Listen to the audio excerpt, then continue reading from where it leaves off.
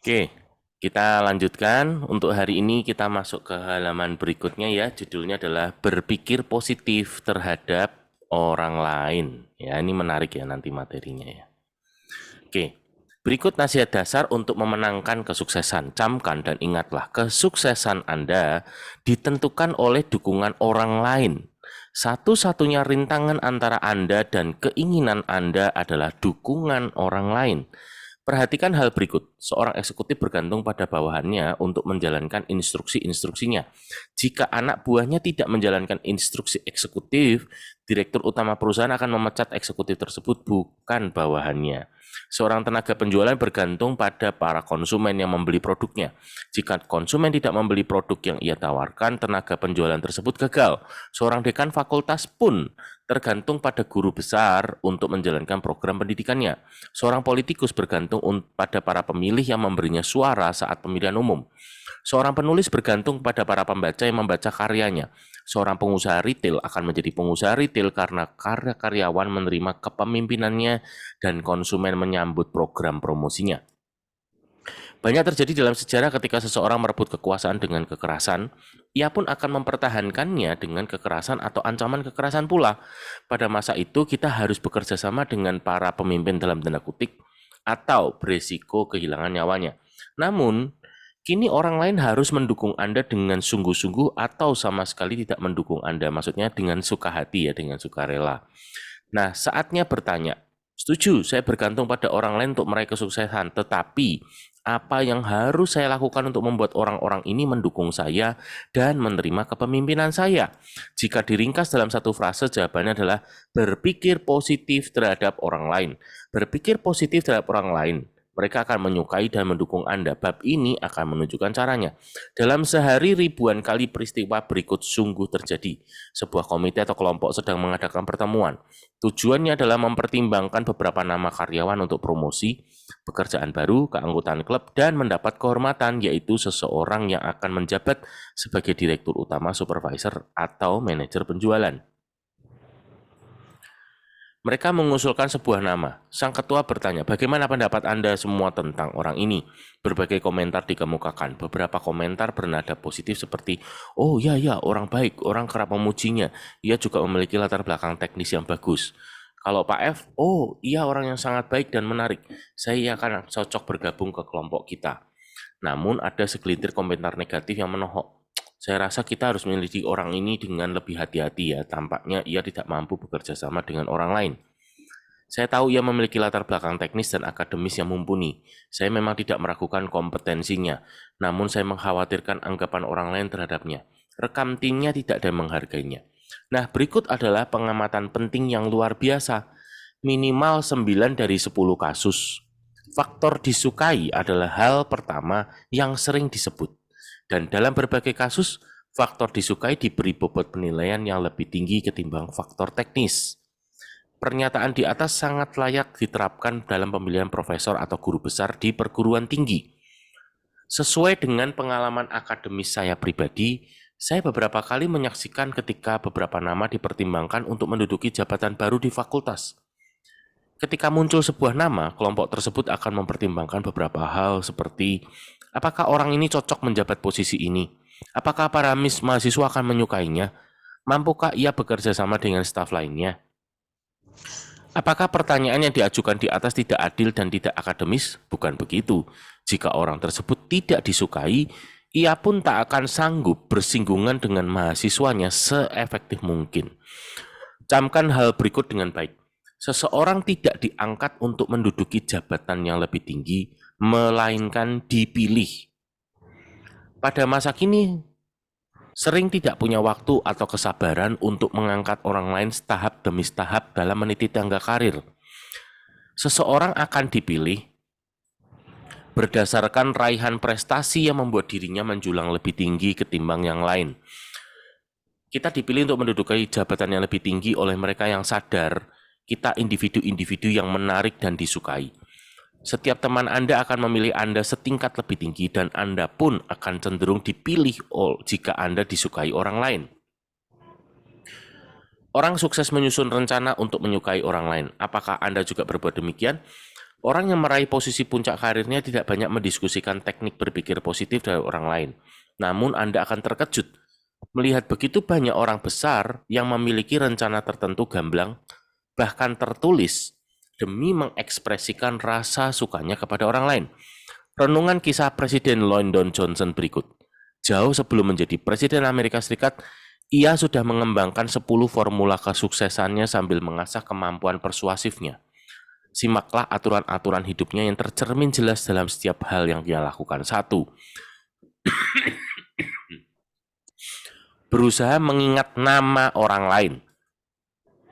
Jika Anda dapat mempraktekannya secara efisien, perhatian Anda sudah cukup baik. 2. Jadilah orang yang menyenangkan, sehingga orang lain tidak perlu merasa tegang jika berada bersama Anda. Jadilah pribadi yang ramah. 3. Raih kualitas pribadi yang santai dan mudah bergaul, sehingga Anda mudah menyesuaikan diri dalam berbagai keadaan. Jangan egois. Berhati-hatilah terhadap kesan yang ditimbulkan ketika Anda bersikap egois di depan orang lain. Olah diri Anda semenarik mungkin sehingga orang lain memperoleh nilai dari hubungan mereka dengan Anda. 6. Pelajari untuk mendapat elemen tersembunyi dari kepribadian yang tidak Anda sadari. 7. Coba luruskan setiap kesalahpahaman Anda dengan berkata jujur. Keluarkan segala unek-unek Anda. Berlatihlah menyukai orang lain hingga Anda belajar melakukannya dengan tulus. Berupaya menyelamati prestasi seseorang atau mengucapkan rasa simpati atas duka atau kemalangan yang menimpa dirinya. Berikan kekuatan spiritual kepada orang lain dan mereka pun akan memberikan kasih yang tulus kepada Anda. Dengan hidup berasaskan ke-10 nasihat sederhana yang luar biasa itu, tingkat keterpilihan Presiden Johnson semakin tinggi dan tingkat dukungan di Kongres semakin kuat. Baca kembali nasihat di atas. Perhatikan, tidak ada falsafah balas-membalas di sini. Tidak ada keinginan untuk membuat orang lain dulu yang menyelesaikan perbedaan. Tidak ada rasa menganggap orang lain bodoh. Orang-orang besar, yaitu mereka yang berada dalam industri papan atas seni, ilmu pengetahuan, dan politik, selalu manusiawi dan hangat. Mereka lebih memilih disukai orang lain. Namun, jangan mencoba membeli persahabatan, karena persahabatan tidak untuk dijual. Memberi bingkisan adalah tindakan yang mengesankan jika didasari ketulusan, yaitu rasa ingin memberi dan menyukai orang yang menerima bingkisan itu. Tanpa ketulusan, pemberian sering dianggap sebagai penyuapan. Beberapa hari sebelum Natal tahun yang lalu, saya berada di kantor direktur utama sebuah perusahaan truk kelas menengah. Ketika saya hendak pulang, seorang pengantar hadiah masuk ke dalam ruangan sambil membawa minuman dari firma vulkanisir ban. Teman saya jelas tersinggung dan dengan nada dingin menyuruh pengantar hadiah itu mengembalikan bingkisan tersebut ke pengirim. Setelah pengantar hadiah itu pergi, teman saya buru-buru menjelaskan, jangan salah paham. Saya suka memberi bingkisan dan menerima bingkisan pula. Lalu ia menyebutkan sejumlah bingkisan yang ia terima dari rekan bisnisnya pada hari Natal. Namun ketika bingkisan diberikan hanya untuk bekerja sama dengan bisnis saya, pasti saya tolak. Karena itu termasuk penyuapan. Saya memutus kerjasama dengan perusahaan itu 3 bulan silam karena hasil mereka sangat jauh dari memuaskan. Dan saya pun tidak menyukai karyawan-karyawan mereka. Namun tenaga penjualannya terus menghubungi saya. Yang membuat saya jengkel, seminggu yang lalu, tenaga penjualannya berada di sini dan berkata, saya ingin bekerja sama kembali dengan Anda. Saya akan bicara dengan Santa Claus untuk mengirimi Anda bingkisan. Andai saya tidak mengembalikan bingkisannya, hal pertama yang akan dikatakan penjualan itu adalah, saya rasa Anda menikmati bingkisan kami. Benar? Persahabatan tidak dapat dibeli. Ketika kita mencoba membelinya, kita akan rugi dalam 2 hal. 1, kita buang uang, dan 2, kita dibenci orang lain. Berinisiatiflah membangun persahabatan seperti yang dilakukan para pemimpin. Kita memang mudah berbicara kepada diri sendiri. Biar ia dulu yang bertindak, biar mereka dulu yang menelpon kita, biar ia dulu yang bicara. Sebenarnya, kita pun mudah mengabaikan orang lain. Benar, Mengabaikan orang lain memang mudah dan alami, tetapi itu pola pikir yang salah. Jika Anda membiarkan orang lain yang membangun fondasi persahabatan kalian, Anda mungkin hanya memiliki sedikit teman. Sebenarnya, tanda kepemimpinan yang nyata adalah inisiatif mengenal orang lain. Lain kali ketika Anda berada dalam pertemuan besar, amatilah nasihat penting berikut. Orang paling penting yang hadir adalah orang yang aktif memperkenalkan diri. Orang besar adalah pribadi yang berjalan menuju Anda, mengulurkan tangan dan berkata, "Halo, nama saya Jack R." Renungkan observasi tersebut dan Anda akan menemukan alasan bahwa orang penting adalah orang yang membangun persahabatan. Anda harus berpikir positif terhadap orang lain. Seperti yang diutarakan teman saya mungkin tidak penting bagi orang itu, tetapi orang itu sangat penting bagi saya, karena itulah saya harus mengenalnya. Pernahkah Anda memperhatikan keheningan yang terjadi ketika orang sedang menunggu lift? Jika tidak sedang bersama orang yang dikenalnya, sebagian besar orang tidak pernah berkata apapun kepada orang yang di sebelahnya. Suatu hari saya melakukan eksperimen sederhana. Saya memutuskan untuk mengajak bicara orang yang tidak saya kenal dan juga sedang menunggu lift. Saya memperhatikan reaksinya sebanyak 25 kali berturut-turut.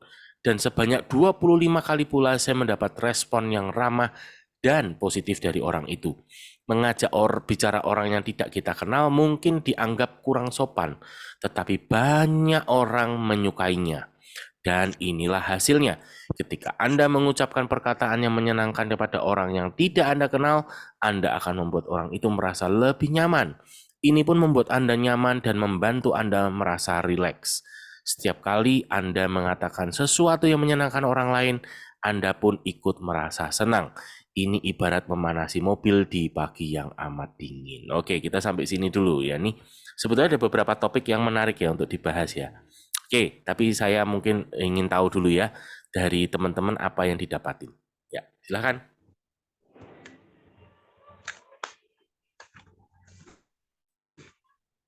Halo, Bu Jo. Ya, halo Pak Ronald. Sip, dapat Ya, apa, Bu? ya jadi apa namanya? Yang saya dapat tadi itu adalah soal berpikir positif tentang orang lain. Jadi kalau kita berpikir positif tentang orang lain, berarti apa yang kita lakukan itu selalu kita berusaha untuk tetap yang terbaik lah gitu untuk orang lain, karena kita mau orang berpikir positif tentang kita, maka kita harus belajar untuk berpikir lebih dulu, berpikir positif tentang orang lain gitu.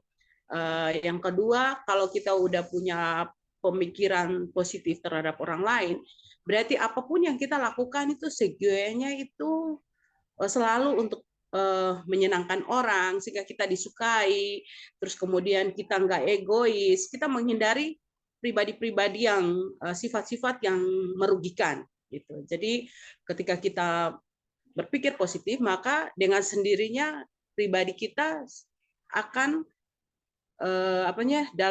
dalam langkah kita, perilaku kita itu akan terpancar itu hal-hal yang sifatnya positif semua gitu. Mungkin itu dari saya. Oke, dari Om Yanto.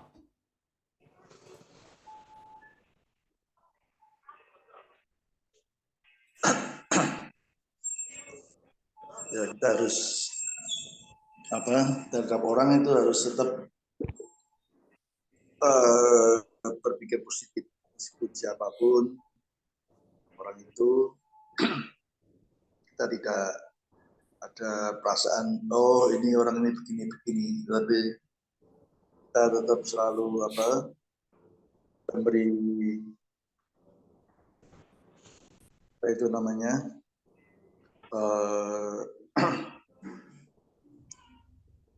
tetap ya itu positive thinking, Ronald. Jadi kita lebih nyaman kalau kita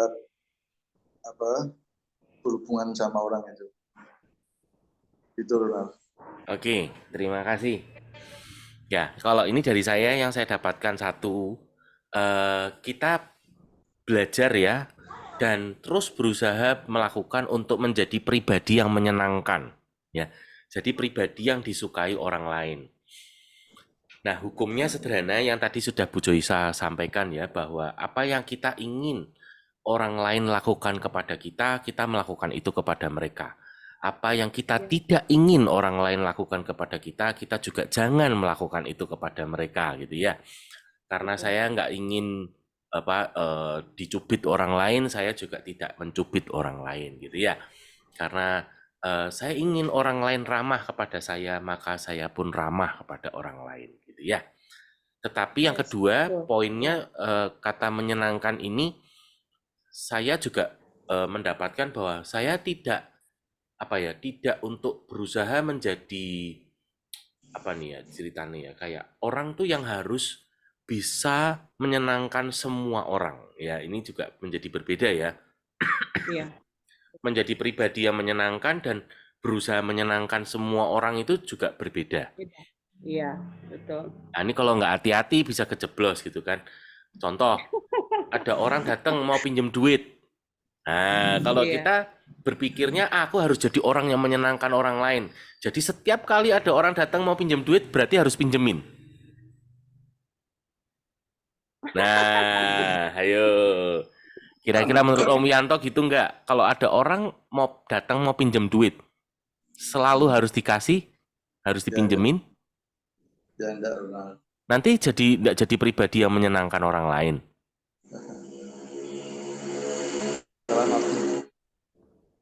Enggak ya? Gimana Om? Bukan seperti itu maksudnya itu. Yes. Ya, oke. Ya udah, kalau bisa menangkap sampai situ enggak apa-apa ya. Karena perkataan tadi itu yang bahaya adalah ketika orang menangkapnya dari sisi yang salah ya. Tadi bahwa oh, aku harus jadi orang yang menyenangkan orang lain ya. Berarti apapun yang diminta orang, wah aku harus turutin gitu ya. Nah, itu bahaya gitu ya. Jadi kayak pertanyaan ini Buju kemarin ya, masih ingat nggak Buju nanya ke saya, Pak ini loh Pak, saya diajak kakak saya di AFC, gimana ini? Kalau saya nggak okein nanti dia marah, nanti gimana hubungan kami? Ya kan? Berarti nanti kalau ada orang lain datang lagi ngajak, Ibu ayo di MCI, Ibu ada orang lain lagi nanti datang lagi, Ibu ayo di Nuskin, nanti ada yang lain lagi datang lagi, Ibu ayo di mana lagi gitu ya. Apakah kalau kita menjadi orang pribadi yang disukai orang lain harus ikut semuanya? Enggak. Kitanya yang berantakan gitu ya. Kitanya yang berantakan karena nggak bisa. Bisnis itu kalau kita mau membangun tuh harus fokus satu. Ya. Prinsip dasar ini agak melenceng dikit ya. Fokus dasar membangun bisnis itu satu dulu. Core bisnis utamanya tuh dikuatkan dan digedein dulu. Sampai betul-betul maksimal gede. Nah, itu yang dilakukan pebisnis-pebisnis besar. Mereka selalu punya satu core bisnis utama dulu. Setelah mereka core bisnis utamanya jadi, mereka sekarang punya banyak uang. Nah, mereka pakai uangnya untuk bekerja dengan cara dia berinvestasi di bisnis-bisnis yang lain. Tetapi di bisnis-bisnis yang lain itu, mereka tuh tidak terlibat aktif. Mereka tuh hanya suruh uangnya yang kerja. Sedangkan mereka sendiri fokus terus ada di core bisnis utama.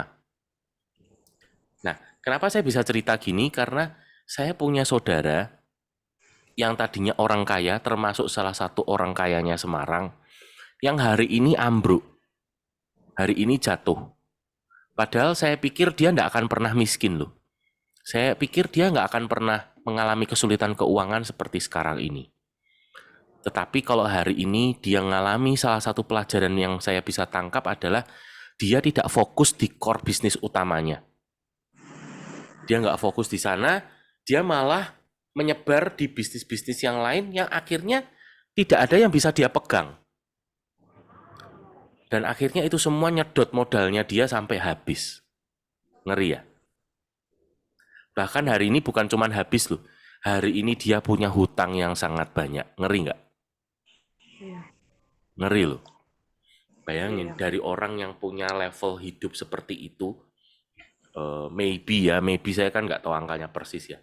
Maybe dia tuh sebulan itu pengeluaran dia bisa berapa? Mungkin saya rasa bisa di atas 100 juta sebulan kali pengeluarannya. Bayangin, mobilnya aja 6,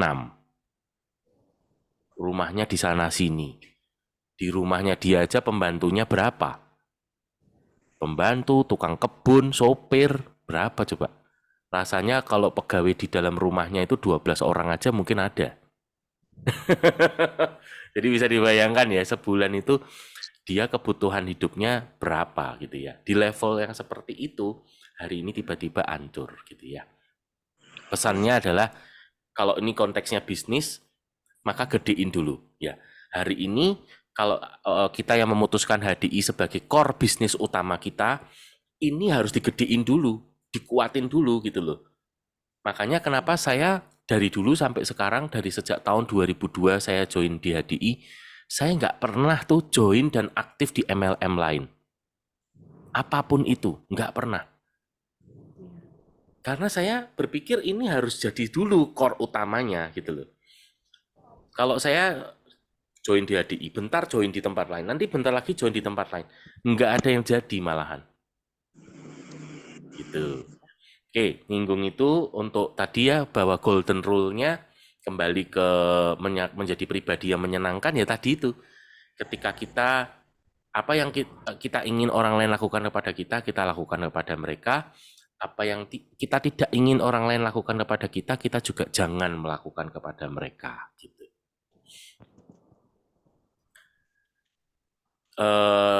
Ini barusan terjadi ya, karena sudah lewat saya ceritakan. Berapa hari yang lalu saya kan bongkar-bongkar paket tuh, karena kan kemarin sebelumnya kan saya lah banyak order di HDI Store kan. Datanglah tuh paket-paket dari JNE. Nah, baru berapa hari yang lalu saya sempat buka. Oh, datanya mau habis. Oh. Ya, oke. Saya singkat cerita itu ada paket yang salah masuk ke saya. Nah, ya sudah, saya berusaha mempraktekkan ini. Saya juga membayangkan kalau paket saya nyasar ke orang lain, saya pun juga ingin paket saya dikembalikan. Maka saya menghubungi tuh untuk Pak, ini kayaknya paketnya ada yang nyasar ke tempat saya deh gitu. Nah, singkat cerita semalam diambil gitu ya. Sehingga akhirnya orangnya bisa terima gitu. Oke, terus tadi yang terakhir kita bahas ini ya. Nah, menyapa orang yang asing ya, yang tidak yang kita nggak kenal ya. Nah, ini ilmunya blind prospect. Ya, ilmunya blind prospect. Jadi blind prospect itu ya semudah tadi aja. Menyapa. Ya, pertama dari menyapa dulu ya. Nah, kalau Om Wianto nih paling jagonya blind prospect. Ya, Om ya. Setiap pagi ketika dia olahraga pagi, wow, selalu punya kenalan baru. Mantap. Om Wianto berarti kan sebelumnya sama Bu Tati yang senam tera itu Pak Wianto kan ya enggak kenal toh ya? Ya kenalnya sih sudah lama Ronald. Oh, udah lama ya, udah lama ya. Oh iya ya, karena dulu Om Wianto pernah ngurus akte ya sama dia ya. Tapi dari kenalan-kenalan gitu Pak Wianto jadi punya banyak teman baru ya. Bahkan ada yang mantan jenderal juga, Jenderal Ya. Purnawirawan. Mantap. Om Wianto mungkin sharing sedikit caranya Om Wianto kenalan. Ya kalau saya sharing sih tiap pagi kan saya jalan di cari tempat yang ramai, di lapangan. Ya, sambil berjalan terus sambil kita deketi terus kita ngobrol. Nah, Ya, Om seperti membuka itu. pembicaraannya gimana? Ya kita kasih buka dengan salam toh. Selamat pagi Pak, atau selamat pagi Bu. Terus? Sudah berapa kali putaran? Oke, sambil senyum enggak Om? Nyaman juga, Sambil senyum? sambil senyum ya. Nah, itu kuncinya, betul. Senyum. Terus? Ya terus sudah berapa terus sampai masih sehat sekali ya, kita ya sanjung juga mereka, jadi kan ada senang dulu, mereka kan senang segar. Jadi kalau ibu ya kita sanjung, wah kok ternyata masih muda Bu, itu kan Awet muda gitu ya. pakai apa menggunakan suplemen apa, itu kita baru masuk ke situ. Yes. Ronald. Ya, ya. Jadi Bujo sebagai informasi, Pak Wianto ini bukan tinggal di Semarang, dia di Ungaran. Ungaran itu pinggirnya Semarang, tapi udah keluar. Jadi masuknya kabupaten. Jadi Iya. bukan kota besar juga, gitu ya. Bukan kota besar juga. Kebetulan Pak Wianto berapa hari yang lalu dia closing salah satu orang yang berpengaruh di Ungaran. Gitu ya. Itu yang kemarin saya posting di grup itu, Bu. Jadi dari si Bu Tati, downline-nya Pak Wianto, itu ketua Senam Tera. Nah, kemarin tuh pas acara apa, Pak? Pengajian ya? Pengajian ya. Pengajian pengurus Senam Tera ya? Oh, Tera ya? Pengajian sendiri, Ronald. Kalau Senam Tera Beda. Jadi nggak ada hubungannya sama Senam Tera? ada. Oke, pengajian ya. Senam Tera itu katanya Pak Wianto, saya belum pernah ikut ya. Katanya Pak Wianto kayak Tai Chi, Bu. Ya, Tai Chi Indonesia. Tai Chi Indonesia. Jadi gerakannya tuh bukan gerakan cepat, gerakan lambat gitu. Oh ya, kayak Tai Chi gitu. Kayak Tai Chi, gerakan lambat, Dengan atur musik nafas. diiringi musik yang ini, musik lagu-lagu kenangan tempo dulu. Jadi Oh ya. Jadi musiknya lambat, bukan musik yang cepat. ya, Lagu lagu kenangan untuk Ronald. Ya juga ada yang lambat, ada yang cepat juga, Ronald. Ya. Saya udah 10%. Oke. Ya udah, yuk kita doa sebentar. Dan hari ini gantian ya, Om Wianto yang doa ya. Bisa lagi ya, Ronald. Bisa saja doanya. Ya, Bujo. Mari kita menutup acara kita di pagi hari ini dengan doa dan mohon berkat dari Tuhan. Mari kita berdoa. Syukur kami naikkan ya Bapa, karena Engkau teramat baik dan sangat baik untuk kami Tuhan. Kami bersyukur atas nafas kehidupan dan kesehatan yang masih Tuhan percayakan kepada kami. Untuk itu Tuhan, kami mohon berikan hikmat kepada kami, terutama di pagi hari ini atas program yang sudah kami langsungkan di pagi ini ya Bapak. Semoga apapun yang sudah kami dapat, ilmu yang sudah kami dengar tadi ya Tuhan, dapat kami terapkan di dalam kehidupan pekerjaan kami. Tuhan Bapa yang baik, kami juga berdoa khusus di pagi hari ini untuk Pak Ronald dan keluarganya. Tuhan berikan mereka kesehatan, kelimpahan, kesuksesan. Tambahkan umur panjang ya Bapa. Dan senantiasa pelihara mereka sehingga menjadi keluarga yang sakinah, jadi keluarga yang harmonis, bahagia, penuh dengan kebahagiaan, kesejahteraan, sukacita, dan damai sejahtera. Allah Bapa, kami juga berdoa untuk Pak Yanto, di mana saja ia berada bersama keluarga, anak cucunya.